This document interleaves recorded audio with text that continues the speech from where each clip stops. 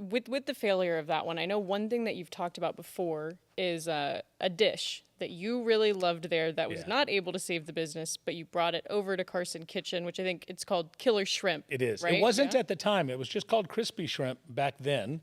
And Kerry Simon, there's a guy here in town, was a music producer, has done a bunch of stuff, named Seth Udoff. And Seth was really good friends with Kerry and friends with me. And so Seth called me up, he says, hey, do you know who Kerry Simon is? Oh, absolutely. He says, well, I'm going to bring him in for dinner tonight. And so Seth was the one that actually introduced me to Kerry. Gosh, this would have been in 2010 is my guess, maybe 09. I kind of forget the exact date. And then Kerry came back a number of times after that, and this was a dish that he especially loved. How did it feel seeing it be so successful at Carson Kitchen when it wasn't at the original place? Well, so he told me, when I told him I wanted to put it on the menu when we were finalizing Carson Kitchen, he just had this kind of little twinkle in his eye. And it was almost this kind of, I can not like an I told you so, but it wasn't an I told you so, but it was like, I knew this was, I'm glad you finally got to this. Like, it's a great dish still to this day. It's a fantastic dish. And I still swear by Kanya, if I opened it tomorrow in the same maybe not the same location, because I think Town Square might be a bit cursed. But if I took that concept and put it in the right spot, I think we would absolutely crush it today. It was just bad timing and a very young owner who needed to learn a lot more before he did it. Is it okay if we dive into Kerry Simon a little bit? Please. So I've been in Vegas for 15, 17 years, whatever. From the outside looking in, I knew of Kerry Simon, but to describe him to somebody like Julie, who is relatively new to the Vegas scene, I wouldn't be doing him justice. So do you mind kind of explaining to her who Kerry Simon was, what kind of impact he had on Vegas? So Kerry was a hotshot cook out of Chicago, Illinois that went to CIA, ended up becoming the youngest head chef of the Edwardian Room at the Plaza Hotel in New York City. I think he was 25 maybe. Whoa.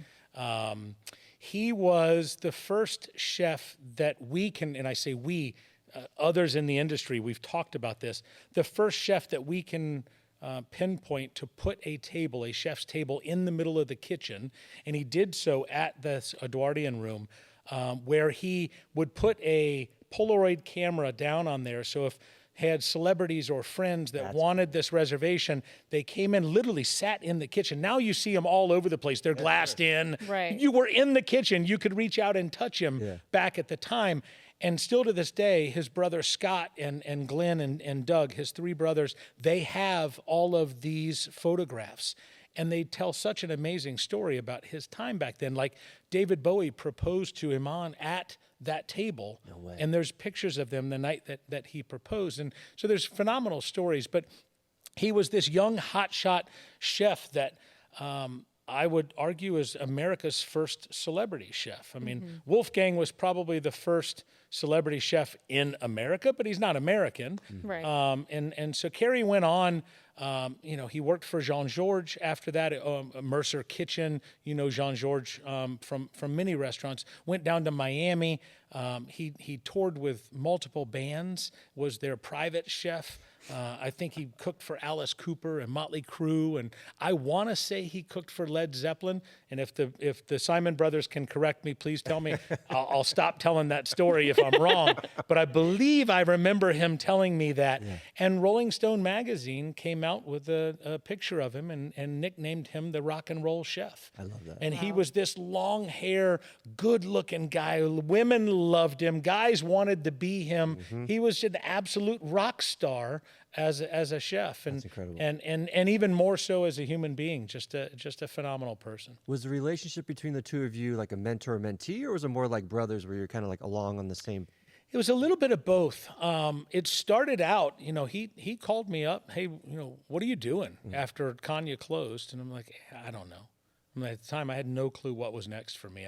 I borrowed, I think it was 10 grand from my mom and dad just to be able to get caught up on some bills. And unwinding of failing companies is never fun for anyone involved. And so he invited me to lunch, and we sat down and we ate. And he said, he says, I've got a bunch of deals out there that I need some help with. And I'm like, well, what do you need? And he says, well, he says, I'm sick, but I don't know what it is, and no one can tell me what it is. Something's wrong, and we're going to figure it out, but I need some help while I'm dealing with this. And What year was this?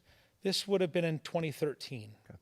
And so he, shortly before that, Kerry was a very healthy, ate healthy. He ran every day. He was not a drinker or partier. I mean, he loved staying out late, but was not drinks and drugs, and that was not his thing. And he lost his balance jogging, and just, okay, well, I must have just, misstepped or whatever. Right. And then when it happened again and he actually fell, kind of face planted, he realized something was wrong. And he went, down to the Mayo Clinic and the Cleveland Clinic, and I mean, you name it. And he was trying to find out what the heck was going on. And they literally said to him, it's everything from mercury poisoning because you eat too much fish to, ultimately they after, gosh, it was probably a year and a half, 2 years before they finally said you have what's called MSA, multiple system atrophy, which is like a really aggressive form of Parkinson's.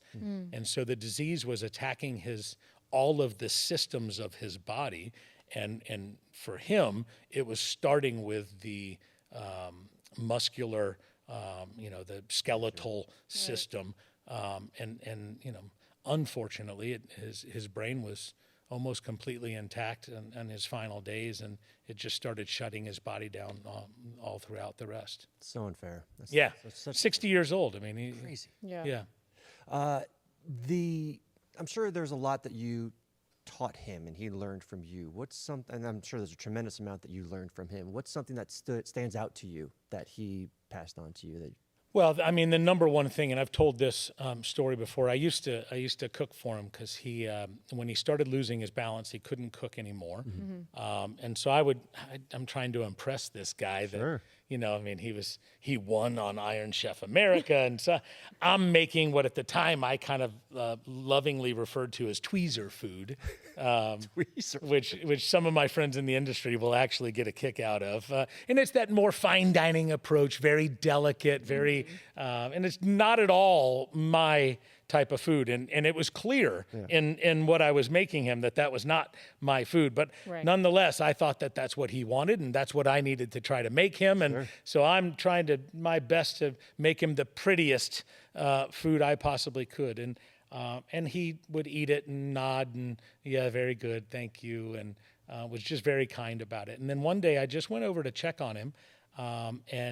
While I was there, he asked if I would cook him some lunch, and I hadn't planned on anything. And I go in, and I'm just trying to see what he has in the kitchen. And I ended up making him some shrimp and grits. And he took, I don't know if it was the first bite, maybe it was the second, but he sets the spoon down and he says, "Why aren't you cooking like this? Right. Like this is your background. This is your story. This is who you are in a bowl. This is how you need to be cooking." And that changed my mindset, not just on, because we were already talking about what Carson Kitchen was going to be. What did that menu look like? At this time, Carson's wasn't open yet. Not yet. Yeah, it was literally wasn't even called Carson Kitchen yet. It was still called Carson's Table. Was the original name that he had for it, and I ended up changing it to Carson Kitchen. But it was that bit of advice that I think helped me greatly in the kitchen. Yeah.